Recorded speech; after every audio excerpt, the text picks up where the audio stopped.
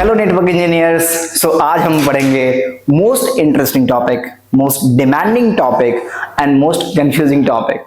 I know बेसब्री से इंतजार होता है इस टॉपिक का सब बंदे को जो सीसीएमपी करते हैं। ठीक है, आज हम पढ़ेंगे रिडिस्ट्रीब्यूशन। रिडिस्ट्रीब्यूशन होता क्या है, क्यों चाहिए हमें रिडिस्ट्रीब्यूशन, इजी लैंग्वेज में समझते हैं। मान लो कंपनी ए है और कंपनी बी है। कंपनी ए के पास एक राउटिंग डोमेन चल रहा है, कंपनी बी के पास एक राउटिंग डोमेन चल रहा है। बाय डिफॉल्ट क्या होता है, between the two different routing protocols information कभी एक्सचेंज नहीं होती है।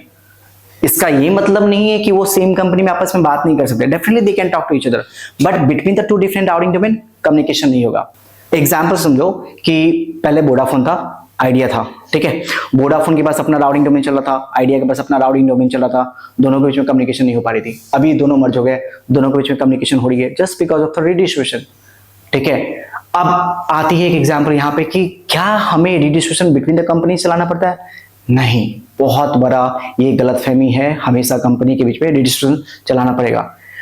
तुम रिडिस्ट्रीब्यूशन कहीं भी कर सकते हो बिटवीन द कंपनीज और विद इन द कंपनीज।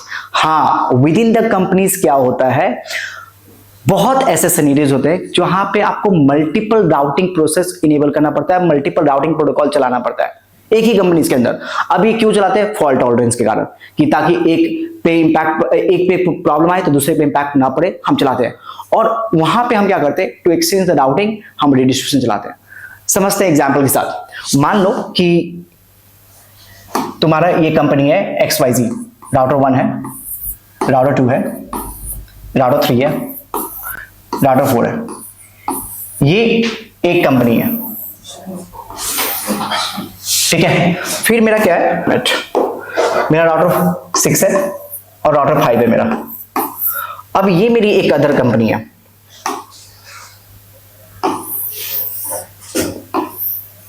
तो कंपनी ABC और कंपनी XYZ। अब कंपनी XYZ के अंदर क्या हो रहा है कि हम जो प्रोटोकॉल इनेबल कर रहे हैं वो मान लो EIGRP protocol number, process number 1 है। यहां पे हम OSPF इनेबल कर रहे हैं। ठीक है, OSPF प्रोसेस नंबर 1। अब मैं यहाँ पे दो डिफरेंट राउटिंग प्रोटोकॉल को यूज कर रहा हूं। ऐसा नहीं है, तुम यहाँ पे EIGRP1 यहाँ पे यूज कर सकते हो, यहाँ पे EIGRP2 यूज कर सकते हो। Between the within the same protocol if you have two different process ID, still you have to do the redistribution. Now अब यहाँ पे क्या होगा, मान लो कि R1 के पास एक राउट है 1.0.0/8। R1 क्या करेगा, ये राउट R2 को देगा, R2 के पास आएगा ये route as a internal I। R1 ये राउट R3 को देगा एज अ, ये राउट कैसे आएगा, I इंटरनल। R1 ये राउट R4 को भी देगा एज अ, ये राउट कैसे आएगा, इंटरनल।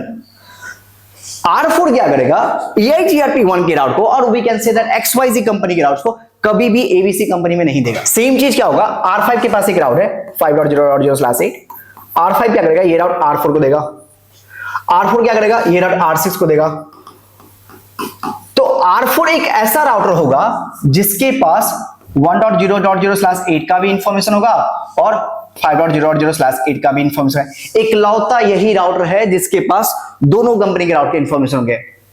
तभी तो इस राउटर को हम लोग बाउंड्री राउटर बोलते हैं, बॉर्डर राउटर। इस टर्मिनोलॉजी को हम बोलते हैं ASBR, autonomous system boundary router. अब यहां पे कंफ्यूजन आता है बच्चों को, क्या ये ASBR टर्मिनोलॉजी OSPF प्रोटोकॉल का है? नहीं रे बाबा, ASBR टर्मिनोलॉजी OSPF प्रोटोकॉल का नहीं है, it's a normal terminology. ABR terminology जो है वो OSPF का है। ठीक है, नाउ अब यहां पे समझते हैं। R4 एक ऐसा राउटर है जिसके पास दोनों राउट कंपनी का राउटिंग इंफॉर्मेशन है। R4 ही एक राउटर होगा जहां पे हम क्या करेंगे, इंप्लीमेंट रिडिस्ट्रीब्यूशन। जैसे हम यहां पे रिडिस्ट्रीब्यूशन इंप्लीमेंट करेंगे, क्या होगा, ये जो राउट्स है, ये वाले 5.0/8 वाले राउट, R4 क्या करेगा, R1 को देगा, R1 क्या करेगा, ये राउट R2 को भी देगा और R3 को देगा।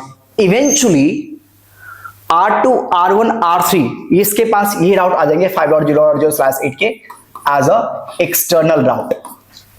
सेम थिंग क्या होगा, EIGRP1 के routes after doing the redistribution ये क्या होंगे, इसके पास आ जाएंगे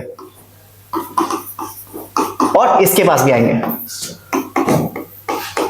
तो इवेंचुअली क्या होगा, R6 के पास 1.0.0/8 का इंफॉर्मेशन होगा एज ए एक्सटर्नल, और यहां पे क्या होगा, एज अ एक्सटर्नल। तो अब तुम ध्यान से टोपोलॉजी को देखो, इसमें क्या हो रहा है कि R1 के पास 5 का इंफॉर्मेशन है और R5 के पास 1 का इंफॉर्मेशन है। अब दोनों कंपनी आपस में बात कर सकते हैं, इसी को हम बोलते हैं redistribution. Thank you so much. In next video will do the lab.